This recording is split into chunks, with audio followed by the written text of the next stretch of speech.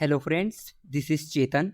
आप जानते होंगे कि भारत इस साल G20 की अध्यक्षता कर रहा है, जो कई मायने में अहम है। ये भारत के बढ़ते कद का प्रतीक है, जो वैश्विक कल्याण की ओर अग्रसर है। इसी के मद्देनजर हमारे फॉरेन सेक्रेटरी का G20 पर इंडियन एक्सप्रेस में आर्टिकल आया था और इस आर्टिकल में उन्होंने बहुत ही खूबसूरती से ये बताया कि भारत इस G20 की अध्यक्षता में किन किन चीजों को महत्व दे रहा है। उन्होंने बताया कि भारतीय लोकतंत्र देश के नागरिकों की भावना और लोक आचरण से अपनी शक्ति प्राप्त करता है एंड पीपल सेंट्रिक डेवलपमेंट इसका डिफाइंड फीचर है। और यही वजह है कि G20 की अध्यक्षता के स्वरूप भारत समावेशी दृष्टिकोण, विकास एवं प्रगति के लिए समाज के सभी वर्गों को शामिल करता है। इसलिए प्रत्येक नागरिक की लाइफ की basic necessity and social security support provide करना भारत की हाई प्रायोरिटी है। इंक्लूसिव डेवलपमेंट की ये झलक भारत की G20 अध्यक्षता में भी झलकती है। फॉर एग्जाम्पल,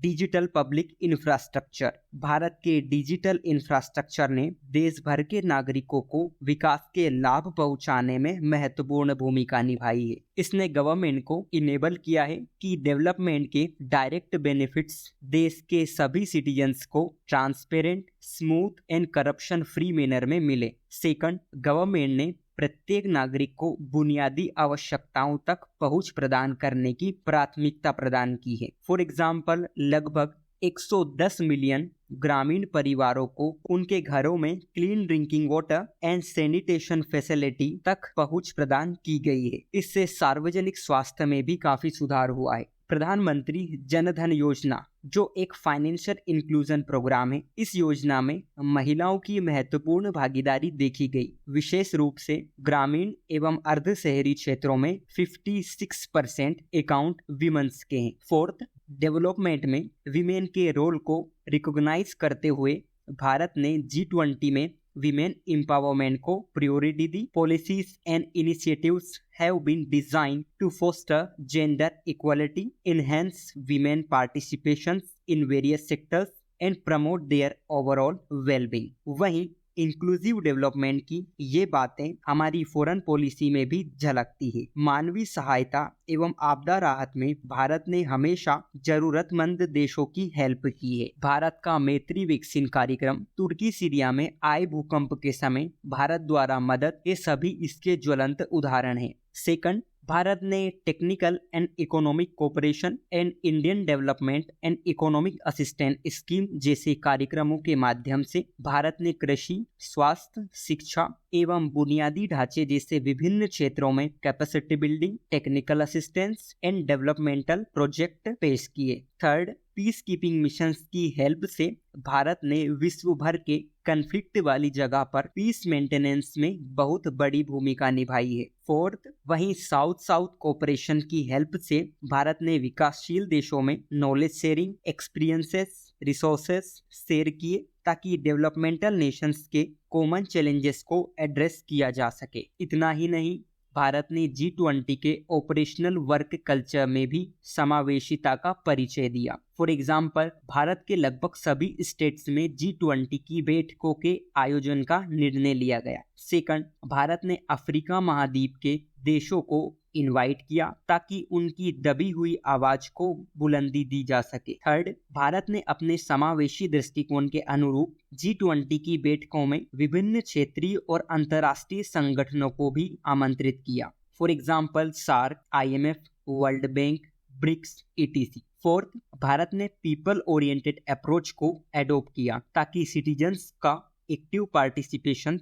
हो जाए। सेमिनार, कॉन्फ्रेंस, फेस्टिवल जैसे प्रोग्राम को इसलिए ही डिजाइन किया गया था। भारत के ये सभी कदम समावेशिता के वसुधैव कुटुंबकम की भावना उजागर करते हैं ताकि विकास व समृद्धि के मार्ग में सभी की भागीदारी सुनिश्चित की जा सके।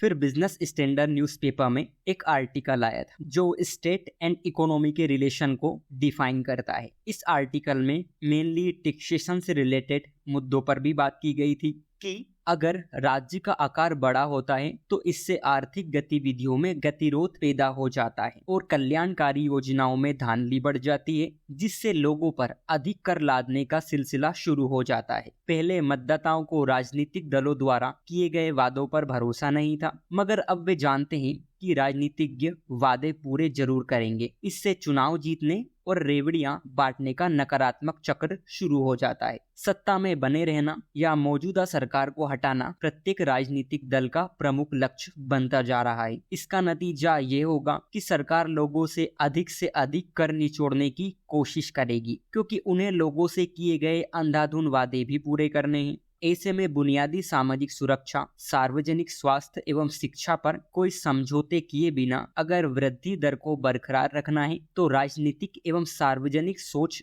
अवश्य बदलनी होगी। सबसे पहले राज्य को अपना विस्तार कम करना होगा। इससे जो स्थान बनेगा उसे राज्य इतर संस्थानें, जिसे सामुदायिक संगठन एवं कल्याणकारी संस्थाओं को भरना होगा। इसका अभिप्राय ये है कि व्यक्तिगत आय करों में अवश्य कटौती की जानी चाहिए। निजी एजेंसियों के जरिए कल्याणकारी योजनाओं के लिए संसाधन बढ़ाए जाने चाहिए। दूसरी अहम बात यह है कि सार्वजनिक क्षेत्र की नौकरियों के बजाय उद्यमशीलता एवं स्वरोजगार को बढ़ाने पर केंद्रित होना चाहिए। अनौपचारिक एवं औपचारिक मध्यम क्षेत्र को रोजगार एवं आजीविका के मुख्य स्रोत के रूप में काम करना होगा। तीसरी महत्वपूर्ण बात यह है कि हमें कराधान को लेकर अपने दृष्टिकोण पर पुनर्विचार करना चाहिए। भारत जैसे देश में जहां आपसी विश्वास में कमी है, वहां ऊंचा व्यक्तिगत कर लगाना बिल्कुल उपयुक्त नहीं होगा। लोग उच्च कराधान तभी स्वीकार करेंगे जब तक वे देखेंगे कि उनकी रकम कहां जा रही है और खासकर यहां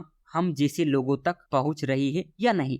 नॉर्डिक कंट्रीज जैसे स्वीडन, नॉर्वे, डेनमार्क, आइसलैंड और फिनलैंड, इन देशों में हाल तक प्रत्यक्ष कर की दर अधिक थी क्योंकि वहां एक जैसे लोग थे, मगर अफ्रीका और पश्चिम एशिया से लोगों के आने से इन ज्यादातर देशों में बाहरी लोगों के खिलाफ भावना उमड़ रही है। इसका एक परिणाम यहाँ होगा कि लोग ऊंचे कर का विरोध करेंगे। कल्याणकारी योजनाओं का लाभ उन लोगों को मिलेगा जो हमारे जैसे नहीं है। चौथी महत्वपूर्ण बात यह है कि आवश्यक सरकारी नौकरियों और गैर सरकारी नौकरियों में पुनर्संतुलन स्थापित किया जाना चाहिए। जब राज्य का दायरा बढ़ता है तो कानून व्यवस्था, लोक स्वास्थ्य एवं शिक्षा और नागरिक केंद्रित सेवाओं पर ध्यान देने के बजाय अफसरशाही का ताना बाना खड़ा करने पर अधिक ध्यान दिया जाएगा। शैक्षणिक एवं सार्वजनिक क्षेत्र के संस्थानों में प्रतिभा आधारित व्यवस्था को बढ़ावा देने के प्रयासों में लगातार आ रही कमी हमें विदेश में संभावनाएं तलाशने के लिए प्रेरित करता है। भारत को प्रतिभा के पलायन का अब तक इसलिए नुकसान नहीं उठाना पड़ा क्योंकि इसके पास अब भी ऐसे प्रतिभावान इंजीनियर एवं प्रबंधक हैं जो बाहर नहीं जा सकते। इसलिए वैश्विक आर्थिक संकट के बाद अस्तित्व में आए